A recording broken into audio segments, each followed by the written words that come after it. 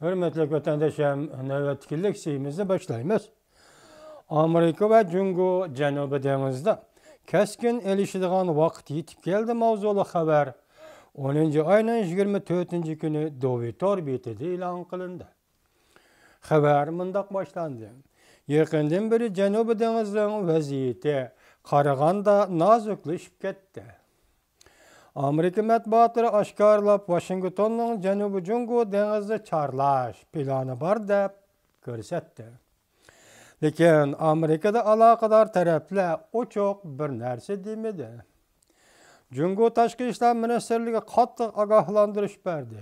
O'xshashli bir vaqtda Cungo Amerika harbiy tarafning fikr almashtirish turlari bo'yicha o'xshashli fikrlar qanot yaydirildi. Aloqalar qanot yaydirildi.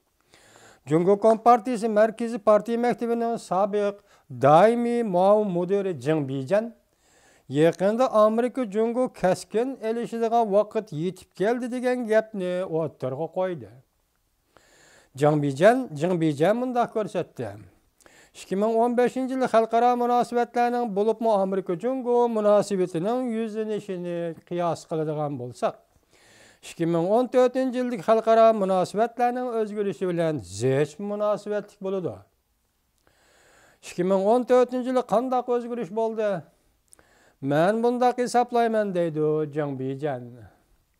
Ukraina krizisi ostidagi Sharqiy Yevropa vaziyati. Bu vaziyat andan keyin Suriya, Iroqni markaz qilgan O'rta Sharq vaziyati bu vaziyat. Hamda Amerika Qo'shma Shtatlarining Osiyoga qaytib kelishidan paydo bo'lgan Osiyo Tinch okean rayoni vaziyati. Bu xil vaziyat, bu xil ko'ch o'zaro ta'sir ko'rsatib, o'zaro murakkablashib, qattiq elishib, ko'p tarafli cho'nqur o'zgarishlarni paydo qildi va bu o'zgarishlar davomlashyapti deb ko'rsatdi. Jing Bijan apandi. Osiyo Tinch okean rayoni Sharqiy dengizda Janubiy dengizgacha murakkab bir vaziyatni kim paydo qildi? Amerikaning Osiyoga qaytib kelishi paydo qildi demoqchi bo'ldi Jing Bijan apandi. Xo'sh, Amerika Janubiy dengizda nima ish qildi Jing Bijan apandi? Bu rayonda qadatash yasab, to'ptindirib, orol yasab, bu orollarni harbiylashtirish bilan shug'ullanayotgan Jungo paydo qildi. Bu rayonning vaziyatini yoki Amerika Qo'shma Shtatlari paydo qildimi? Jing Bijan apandi pakt bilan so'zlashingiz kerak. Shundaqla Osiyoga qaytib kelish degan bu hukmni Jing Bijan apandi mundaq tushundirdi. Amerikaning Osiyoga qaytib kelish degan bu hukmni Jing Bijan apandi mundaq tushundirdi.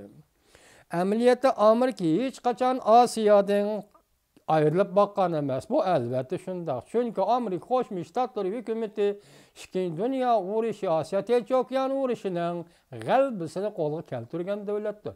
Bundaq davlat bo'lish sifatida Amerika Qo'shma Shtatlarining Osiyo Tinch okean rayonida yiroq turishi bu aqlga sig'maydigan ish.